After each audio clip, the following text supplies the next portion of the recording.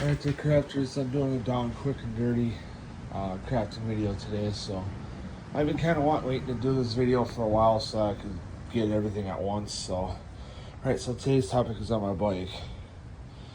So what I did was I ended up ordered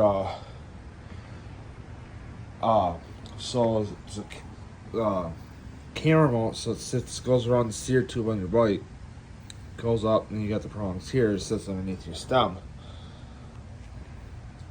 I ordered it off of Amazon. I only paid like $9 or $10 or whatever for it. I forget. And then I had a couple of brackets here at home, which at the time when I had that set up, I didn't like it. So I ended up ordering a metal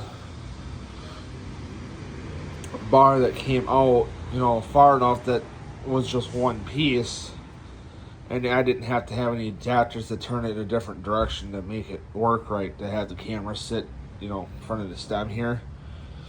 And yeah, that's both a different color than the other three that you see. So, because this one was here, that was red. The red one that was here was stripped, so I had to take it out. So this bracket here had you can see it running through the prongs here a little bit if the camera would focus. At the has the 1/4 inch 20 thread in this hole here, so that's why you see that bolt here, and it runs through. Put a washer and a wire connector end on this piece of this is an old sweatshirt string that I pulled out. So the switches that have this style string, I just pull them out because they're not sewn in. Plus, working in the shop when I was in school, I always pulled them out because they're in the way and were a safety issue. So I put wire connectors on both ends. And I mounted it here with that screw and a washer. So then if this were to, let's say, break off mid, ride down a trail, if I'm using this mount or whatever, it's gonna swing out of the way, and I'll see it drop, and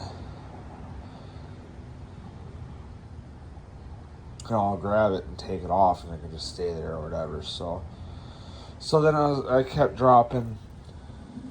All right, so then this bar's bolted on over here. You can see the red bolt there. And then I kept dropping this screw. So I was ended up finding this chain with the ends, the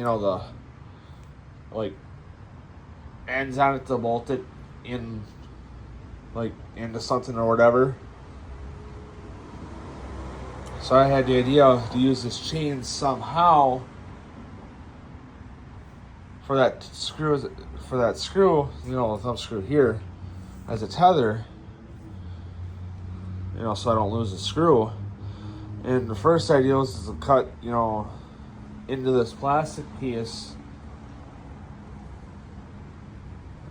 put it on, and then glue that plastic piece back on somehow.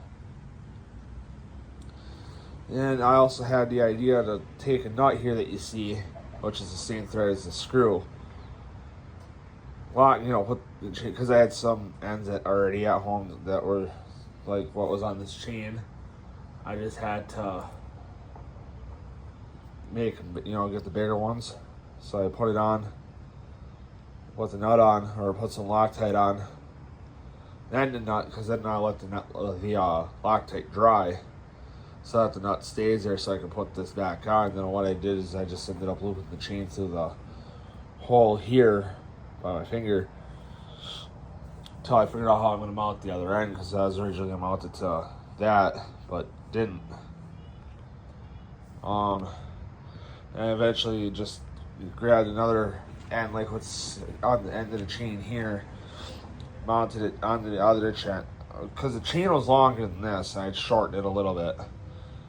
So then I mounted the end on there, and I screwed it on because that's the same thread screw, because that's the red screw that's over here, which is the same thread as this.